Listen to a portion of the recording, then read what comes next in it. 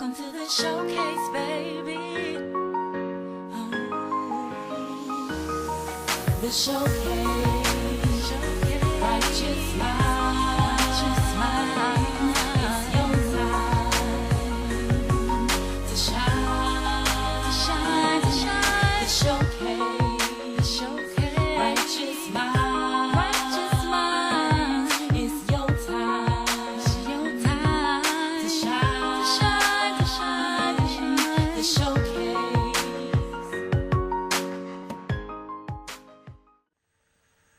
Welcome to the showcase.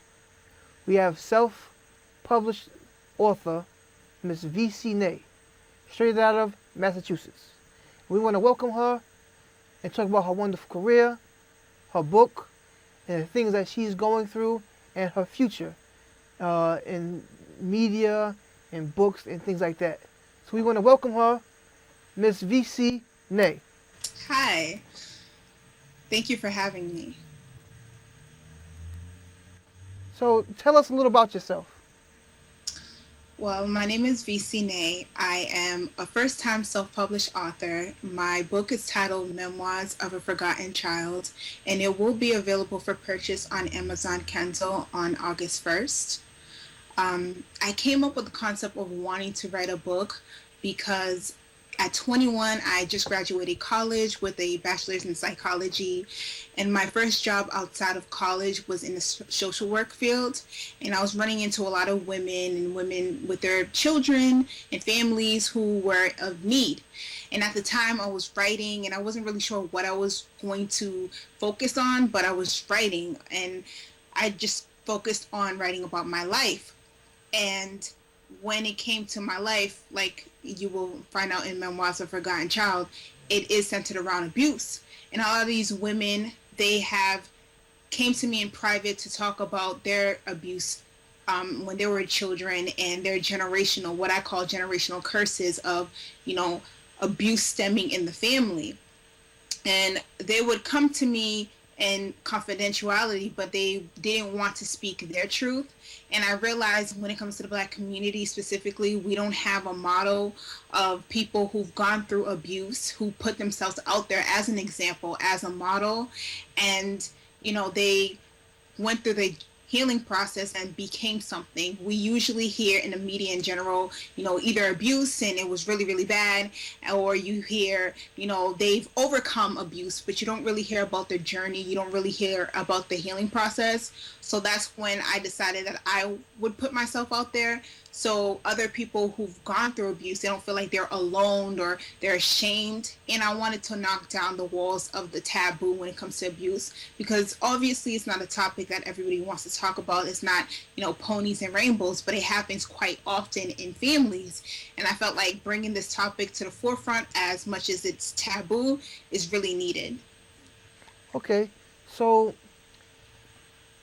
this is mostly about women abuse or just children abuse? Which is it more centered around women, or is it both women and men? The story is more autobiographical. It's about my life, and you see throughout the book that yes, it's centered around abuse and it's centered around me, but you also see that abuse has followed through everybody else in the book. And it's kind of like it's kind of like spreading. Everybody has their own story. Everybody has gone through some form of abuse, but no one really talks about it. It's kind of like compounding. And I'm the one you see who goes through these abuses, who, has the guilt, the shame, the fear, the typical emotions that come from abuse. And I'm actually exposing how I feel. When it comes to a lot of people who go through abuse, there is a cognitive dissonance where you don't talk about it, you don't experience it, you try to push through. And with this book, I want you to really get an inside look about how trauma affects somebody, because it's usually not spoken about, and when it is spoken about, it's spoken from like a clinical point of view, but you really never get the nitty-gritty view of it at real time from a real person who goes through it. So that's what I really wanted to put out there.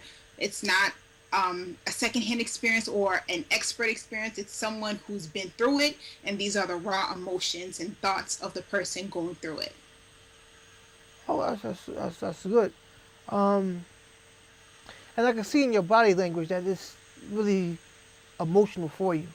But why? My question would be, if there were so many people who really couldn't bring themselves to talk about it, how did you get enough courage to at least write about it? Well, it took me 21 years to even acknowledge that, not necessarily that it was a wrong thing, that it's taboo, but it needs to be talked about. I mean, like I said, it's not a topic that a lot of people want to talk about.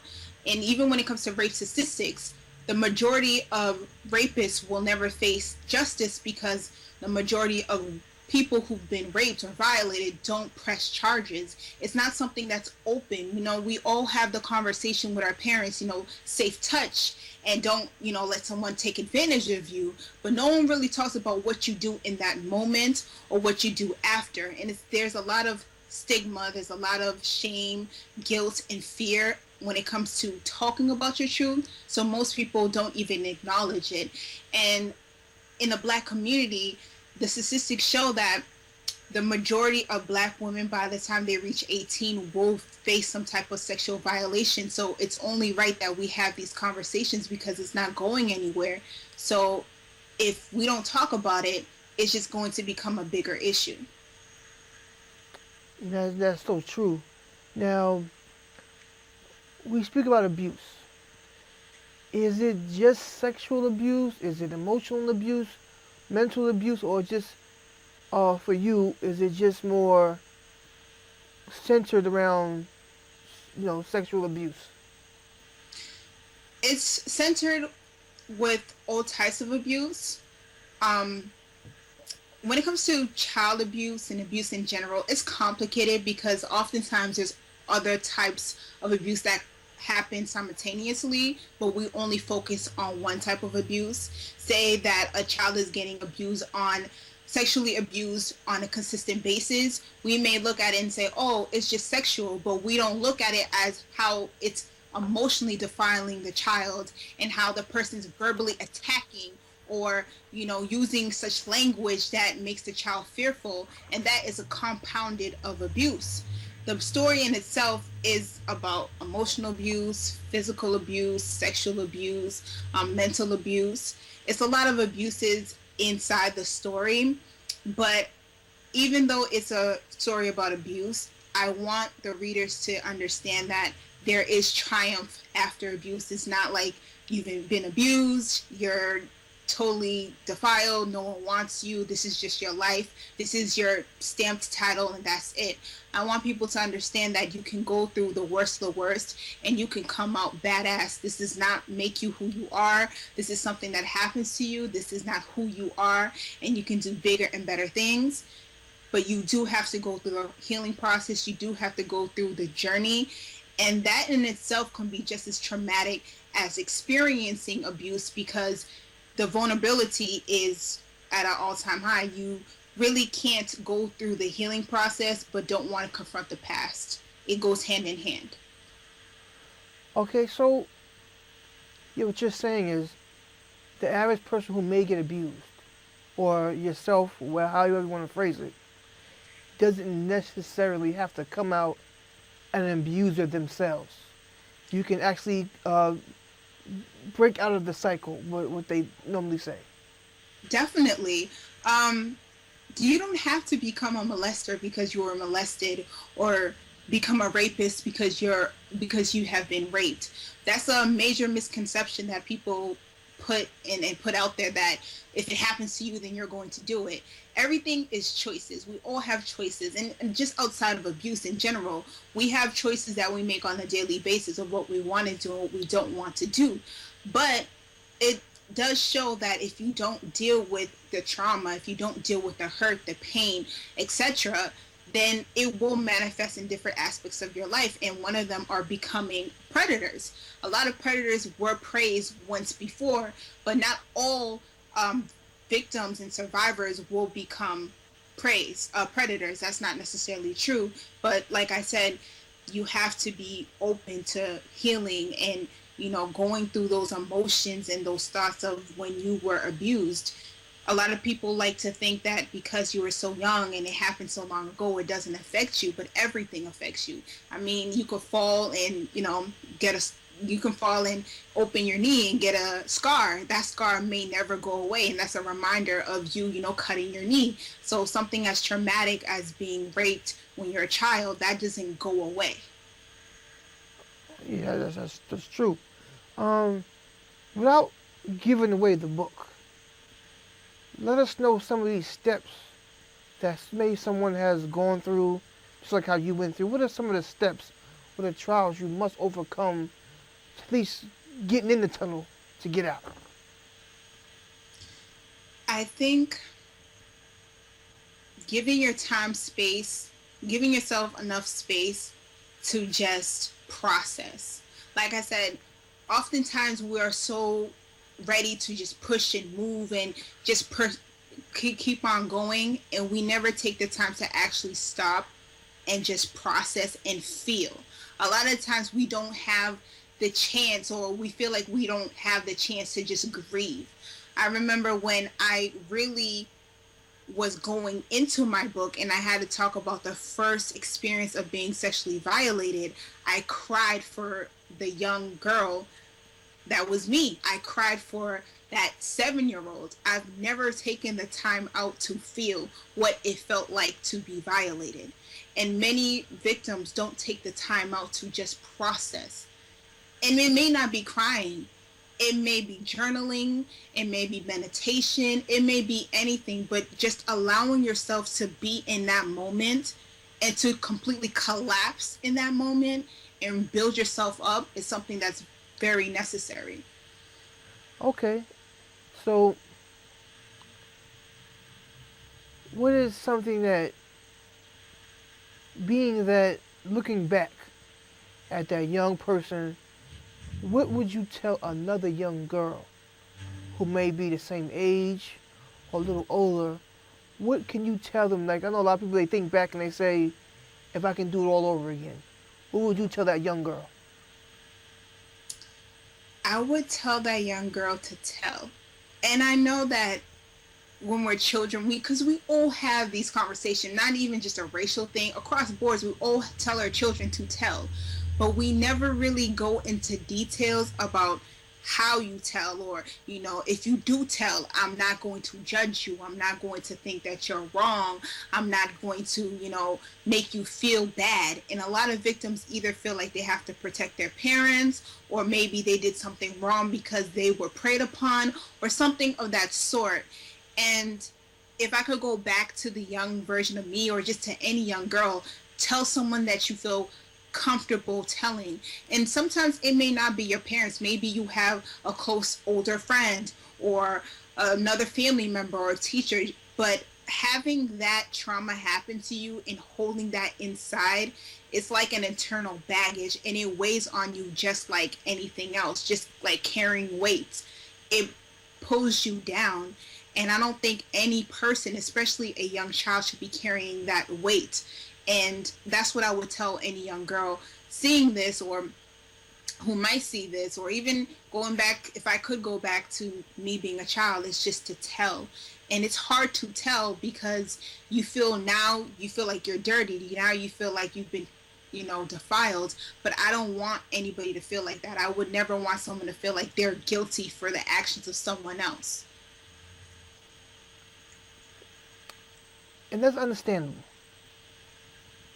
But, and excuse me if I don't phrase this the right way, but as a young child who has gone through that, how do you trust anybody to tell that to?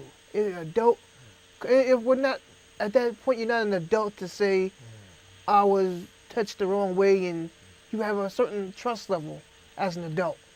How do you tell a 7-year-old or a 9-year-old who has been felt ashamed to trust anybody, whether it's another friend or a parent or a teacher? How can they trust? Trust is something that is very fragile, and not just for a child, just for people in general. once trust has been broken or trust has been corrupted, it's hard to gain trust back, not just with the person who's done it, but with anybody. But I would say that to evaluate who's in your life and who generally cares for you, because you may not feel comfortable with trusting people, and it might not be someone in your life. It may be, everybody in your life isn't someone you can come to. It isn't someone that you can trust, but you can look at other people outside of your family, outside of your friends, who are there to help. Like, for example, most children are told police officers are there to help you. Maybe no one in your family you feel like you can trust. Maybe no one in your circle of friends you feel like you can trust. But your teacher is there to help you. Police officers are there to help you. So you might not know them personally, but their title, and that they're here to help. So maybe outside of your family and outside of your friends, you might need that support system. Okay. So I've known one or two people, and if you feel comfortable, maybe you're not that comfortable with telling a teacher or whoever, would it be a little simpler? Because people do they say they notice a child drawing pictures, and it's inappropriate pictures, and they realize, hey, something's wrong. Would it be something easy for a child to maybe write it down and pass to the teacher, or write it down and give to someone who they can trust, because they might not be comfortable speaking about it? Would you recommend that? I would recommend that, because communication, 90% of communication isn't verbal. So a lot of it is body language. I mean, there might be a child who says inappropriate things, not because they've been abused, but because there's been mature adult content in front of that child, and that child is just taking on that. And some children, they might draw out their abuse, which does happen, or they feel more comfortable writing it out. In whichever way a child feels like they can express themselves, I don't think we should, tell them that's wrong or this is the right way to do so. If the child is coming to you, that's a great sign, because most won't. But if the child is coming to you and they're just not verbally saying it, however they're telling you, we should accept that and we should welcome that, because then we can get the appropriate help that the child needs. Okay, and that's helpful, I should say, moving forward to adulthood.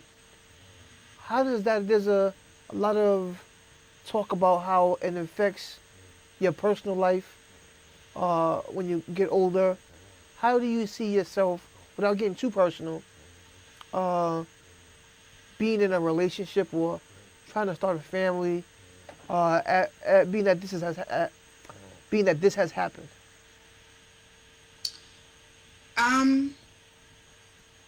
You can have healthy relationships, you can start a family, you could do anything as a quote unquote normal person does.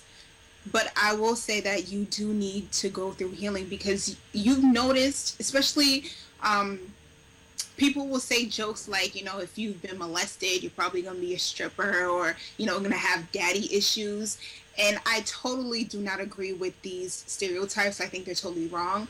But I will admit that if you don't seek healing, you will tend to find someone and seek someone like your abuser. Or you may find people who don't really want the best for you. And you do really need to exhale and go through those emotions so you can do and pick better people to be around. And I'm not blaming any victim or any survivor of child abuse, but if you don't deal with that trauma will come out in different forms. And you may, like I say, find a mate that isn't the best for you, or you might have children and may not be able to carefully watch over your children. This is how we have in certain families generational curses, where everybody in the family has either been raped or molested or something of that sort. So having a family, being in relationships, go for it. We all desire that. But what I will say is take the time out to actually confront your past so your future can be brighter and just as bright as anybody else's future who has never gone through any type of abuse. Okay, so if someone wanted to buy your book or they wanted to learn more about this, where can they go? They can go to Amazon Kindle August 1st. Like I said, my book is titled Memoirs of a Forgotten Child. It will be available August 1st of this year on Amazon Kindle. You can also go to my website, www.vieisme.com, to read more about the book and, my background history. And also, because I do blogging and I do vlog, you can watch my weekly videos and my intellectual blogs. And also, if you follow me on social media like Instagram and Facebook, I expose excerpts from Memoirs of a Forgotten Child for free, and you can read them, you can share them, you can tell me your opinions of them. I want people to know about the book and get a feel for it before they purchase it. So definitely follow me on Instagram, VIEIS_ME, and you can find them there, or on my Facebook, Vie Ciné. Now, this is something I probably should have asked a long time ago, but why the Forgotten Child? Why Memoirs of the Forgotten Child? What's the story behind that? Because abused children are forgotten. When a child is abused, there's a good chance that that child was not properly watched over.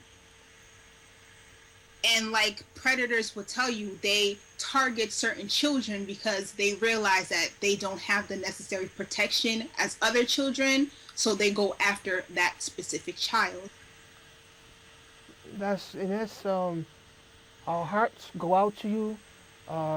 Whatever we can do to help you, if you need any help, or as far as emotionally or mentally, or even with the book, we'd be glad to help you with anyone in the distress of what's going on in their lives. So just what other projects are you working on as far as either a backlash from the book, maybe a documentary series, or a part two to a book, or what other adventures do you think you'll have coming up in the near future?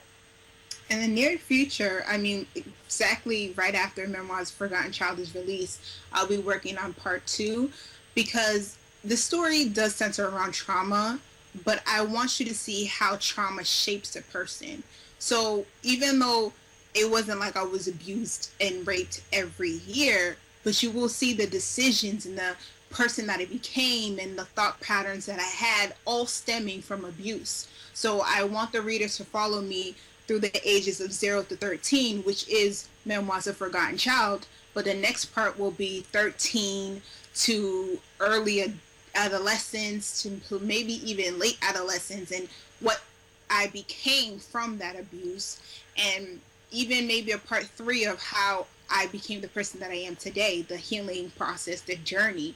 So I really want to give people a complete scope of it. I don't want it to be a sad story. I don't want it to be a pity party. I want people to understand that you could be at your lowest of lows. You can go through the worst of the worst, and you can still come out and conquer and overcome and do the biggest and the best things that you want to. But you have to take your life by the reins and do it. Don't let abuse get the best of you. Don't let abuse be your title. Find your purpose, pursue your purpose, and there you go. Now, how do you do that? At what point can one person say what their purpose may be? Because I'm pretty sure, I've never been abused, so I really don't know how to question it or say it without offending people. But after a traumatic experience like that, and you're feeling lost, or you're feeling, like you said, dirty, or just ashamed of yourself maybe, and like I said, part of my ignorance, but I really don't know how to verbally communicate it. How do you feel like you can actually stand up and say, you know what, this is what I'm going to do now? I think for everybody it's different. Some people, they need to hit their lowest or their lows. Some people, they get some type of inspiration. They're like, you know what? If so and so did it and they've been through what they've been through, then I can do it and I can, seek healing. It all depends on the person, because you can't force anybody to go do something that they don't want to do or talk about something that they don't want to talk about. All you can do is present the option and they can take the option. I mean, me at 24 right now, if you would have told me, I would have written a book about abuse, and I would have talked about it, I made vlogs about it, I would have made YouTube videos about it, I'd have been like, no, I'm not doing that. That's not me. I don't even know what you're talking about. I would have denied it, because at that time I wasn't ready to have this conversation. I wasn't ready to confront it. You can't make somebody go through something or speak on something, even if they know it personally, if they're not ready to. Everybody has their moment where they say, you know what, I want to do it. And maybe you may start and then say, I don't want to do it anymore, or take a break, or whatever the case may be. But that person has to be willing to go through it on their own terms. So this is something that you can't. Everyone is different, is what I'm getting. So it's not one milestone where someone came up to you and held you by the hand and said, let's do whatever the case may be. So everyone has to come to a point in their life where mentally they're ready to take action. Am I communicating that properly? Yes. That actually reminds me of, a lot of states have times, I forgot the word for it, but where you have a certain period where you could report, rape or molestation, and after that time you can't, speak about it anymore. And what people don't really understand is that you need time to process. It's not just it happens to you and it happens to you and you're just trying to conceal it. You have to let yourself go through that and acknowledge that, yes, this happened to me. Yes, it made me feel horrible.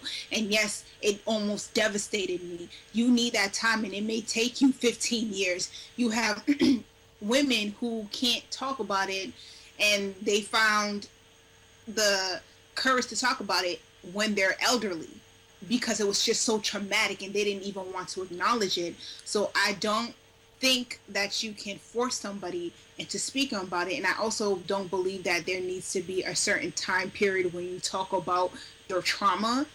And I understand, because of evidence, and you want to collect the evidence, and you want to, prosecute the person and have that time. But sometimes it may take a person a decade. It may take a person until 60 to say that this has happened to me, because they're not ready. Okay. Now, one last question before we go. And Statute of limitations. yeah, here we go. Once you get old enough, we spoke a little bit about it with relationships and things like that, but do you feel that this is something that, and I don't know your personal status, but if you were to get married or in a relationship with someone, is this something that you feel that you're able to talk about with your spouse, or anyone could come to a level where they actually feel free to speak to at least your spouse and say, hey, this is what happened to me? Or do you feel like it's too embarrassing to say, I don't want them to know because they might not want me? How does that come into play? Personally, for me, at this stage in my life, I can't deny it, not only because I've written a book about it, but I feel liberated enough to speak my truth, so no one can hold that against me. I do not feel shamed. I do not feel guilty. I do not feel fearful. So that's why I speak about it so liberally. Like, I don't break down about it, not because it doesn't hurt and not because it wasn't traumatic. It doesn't have a hold on me. It's an experience that happened. Yes, traumatic. Yes, it shaped who I was, but I am more than that little girl who was abused. And some people, they may be comfortable telling their spouse, but they may not be comfortable with telling their spouse. And you shouldn't push it. I mean, some people, they say that they can tell, which is true. Some people, they can tell something that's happened to their spouse, but they're not going to force them, or maybe the spouse isn't ready to talk about it. You just got to take it, one step at a time. The spouse may tell you something has happened to me as a child, but they don't really elaborate what that something is. And as a supportive husband or as a supportive wife, you need to let that person know that whatever you have to tell me, I'm not going to judge you. I'm not going to shame you. I'm not going to think less of you. But whenever you're ready, I'm here to listen. And when you say something like that, you have to actually mean it. If the person just tells you, no, I was violated, and that's all they want to tell you, take it for what it is. They may come back to you 2 weeks later and elaborate what violated means, but it has to be at that person's time and speed to reveal what they need to reveal. And you have to be as supportive and as understanding and as loving as they would wish that you are. Well, that was very helpful. And we thank you for coming up on the show to talk about this very sensitive issue. And like I said, whatever help you need to promote this, or even talking to young people, we're here to help push this, because it happens once too many times. And we just want to let you know that we're sorry for what happened, but we're also happy that you're able to talk about it, and we're here to help the people who it's affecting in secret. So we want to thank you. Thank you for having me, and thank you for opening your platform to me so I can speak about this. And hopefully we'll see you again soon. Thank you. Thank you. Once again, Rashid Hafiz here with the Showcase. See you again soon.